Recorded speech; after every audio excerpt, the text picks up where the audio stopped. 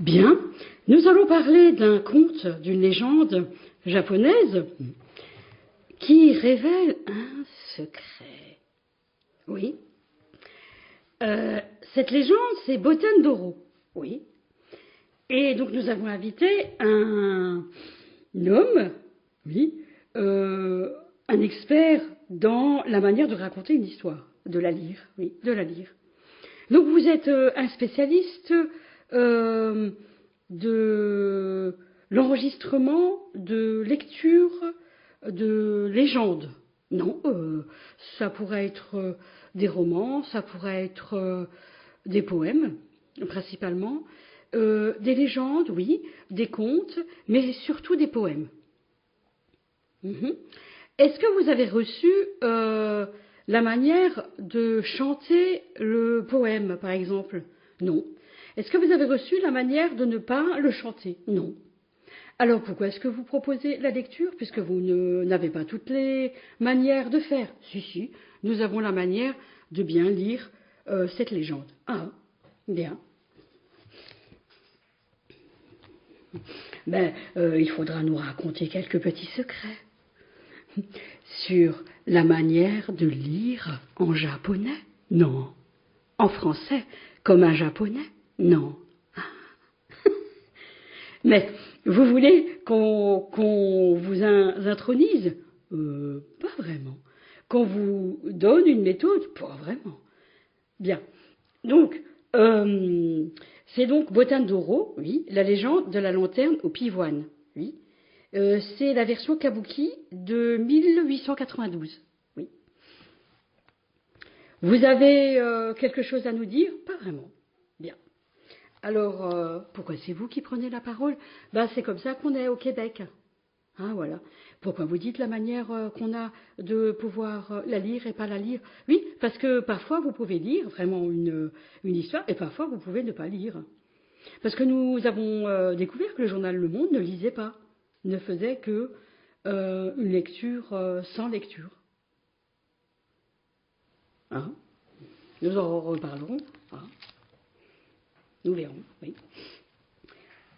Oui, il faudra comparer. Oui, tout à fait. Alors, c'est une longue lecture, oui, mais nous allons nous arrêter à la fin du mot revoir, oui, et nous allons en discuter. Oui, tout à fait.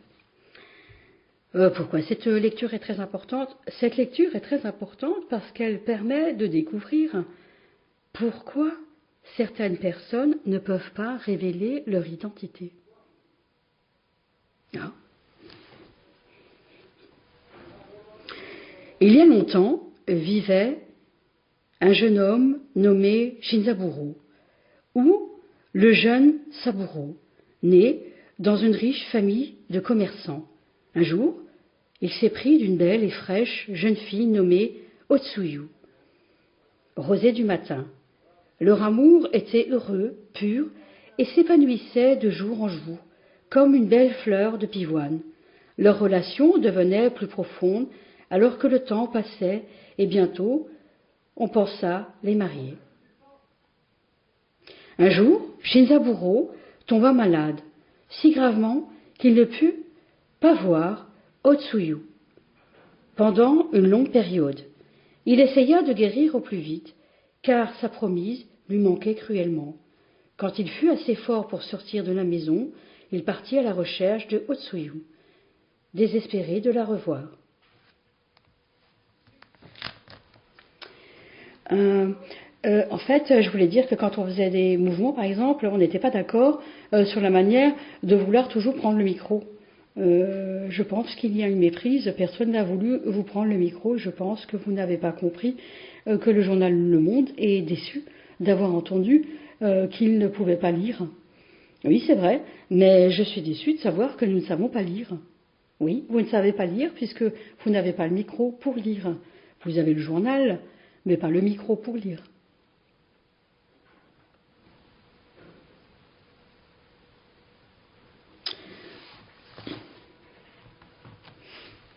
Botendoro, la légende de la lanterne au pivoine, version kabuki de 1892. Je trouve que la lecture est très intéressante parce que vous essayez de la lire, cette légende, sans pour autant vouloir vous mettre en avant. Nous, au Japon, on ne se met pas en avant. On n'essaye pas de se mettre en avant. Et je trouve que c'est une version très fidèle à ce que nous pouvons connaître dans certaines lectures que nous faisons quand nous sommes avec, par exemple, des personnes qui n'ont pas encore compris quelque chose. Ah, oui.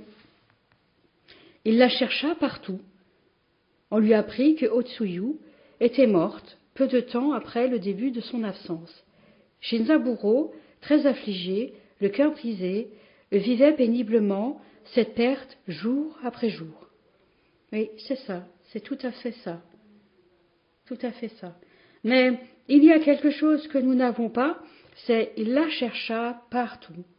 On lui apprit que Otsuyu était morte, peu de temps après le début de son absence.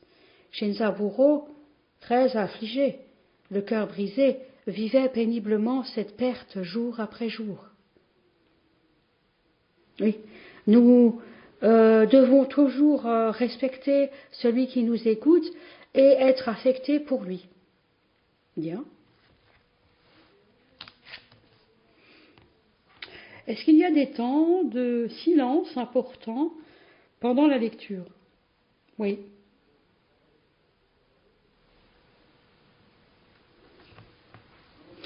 La même année, pendant le festival Obon, la même année, pendant le festival Obon, c'est un festival bouddhiste japonais honorant les esprits des ancêtres. Obon existe depuis plus de 500 ans et fut apporté de Chine où il est appelé Fête des fantômes. Il pria pour l'âme de Otsuyu.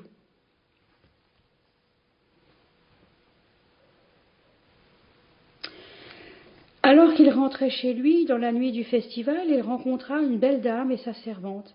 Elle portait une lanterne de pivoine.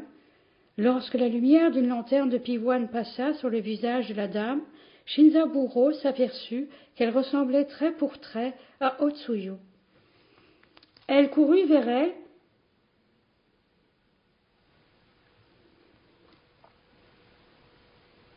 Non.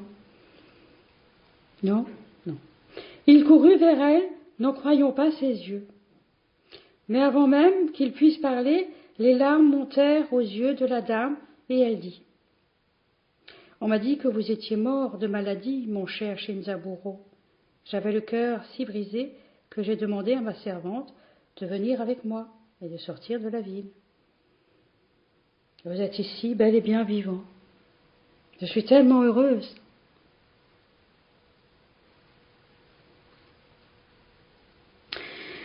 Pourquoi la lecture est si difficile aujourd'hui? Non, c'est comme ça que nous lisons, finalement. C'est aujourd'hui cette lecture que nous pouvons en faire.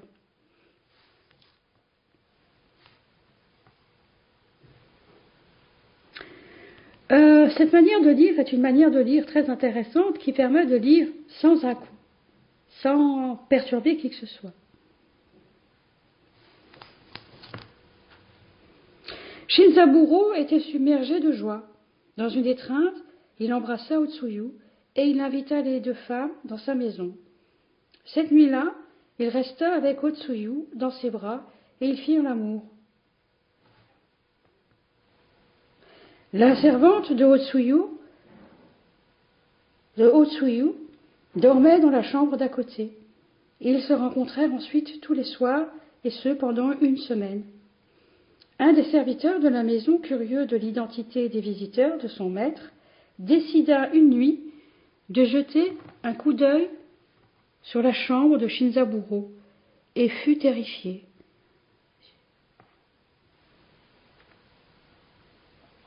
Situé à côté de Shinzaburo, reposait un squelette de femme, se déplaçant et tournant dans son sommeil comme si elle dormait vraiment.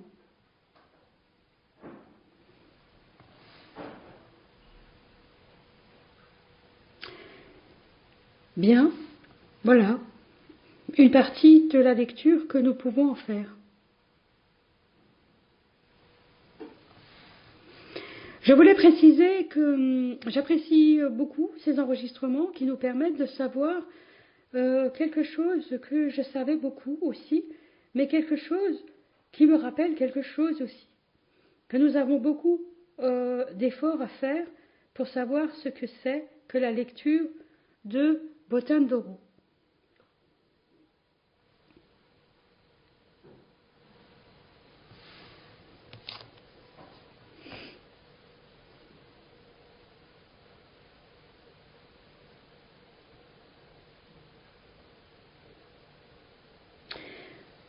Nous devons poursuivre un extrait parce que on me dit que c'est le passage le plus important de la légende.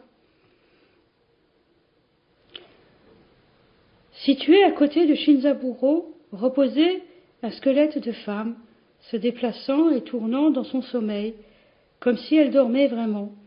Et il vérifia la pièce d'à côté et trouva un autre squelette endormi, avec 2 lanternes de pivoine à côté de lui. Le serviteur courut au temple et dit au prêtre ce qu'il venait de voir dans la maison de son maître Shinzaburo.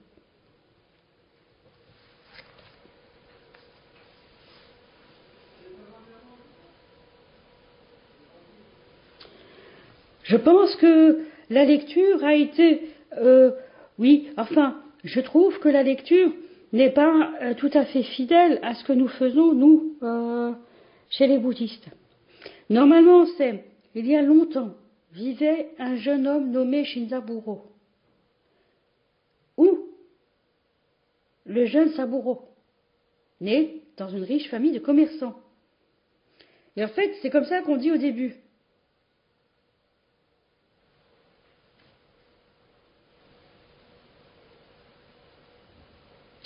Pour savoir si vous savez quelque chose sur ça.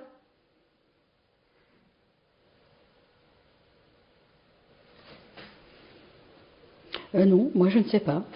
Moi non plus, je ne sais pas. Alors on poursuit un jour et s'est pris d'une belle et fraîche jeune fille nommée Otsuyu, rosée du matin. Non, je ne sais pas. Je ne sais pas. Et il vérifia la pièce d'à côté et trouva un autre squelette endormi.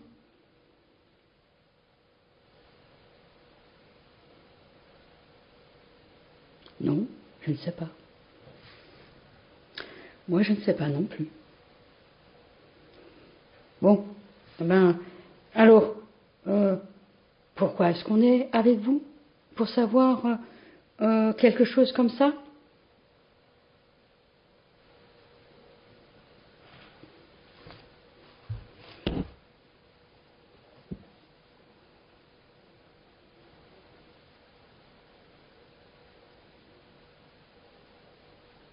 Je pense que nous avons eu un grave problème de ne pas comprendre ce que c'était cette légende. Botan Doro, la légende de la lanterne au pivoine, version kabuki de 1892. Oui. Mais en réalité, Otsuyu et sa servante étaient mortes sur leur chemin hors de la ville.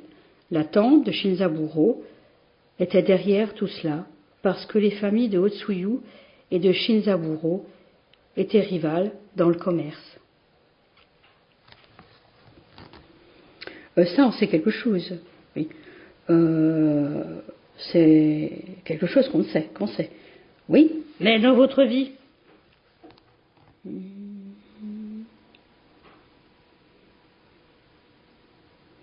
Pas vraiment. On n'était pas comme ça.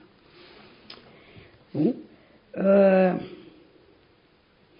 Cette tante, opposée à leur mariage, avait décidé de se débarrasser de Otsuyu par la ruse lors de son exil en dehors de la ville, en utilisant son chagrin et lui faisant croire à la mort de son bien-aimé Shinzaburo. Le lendemain, le prêtre est entré dans la demeure de Shinzaburo et a placé des talismans autour de celle-ci pour garder les fantômes de Otsuyu et de sa servante au dehors. Shinzaburo a également été empêché de sortir de sa maison jusqu'à ce que les fantômes décident de renoncer à lui. Prévenus, qu'il avait affaire à des fantômes. Il prit peur de la mort qui l'attendait s'il revoyait Otsuyu.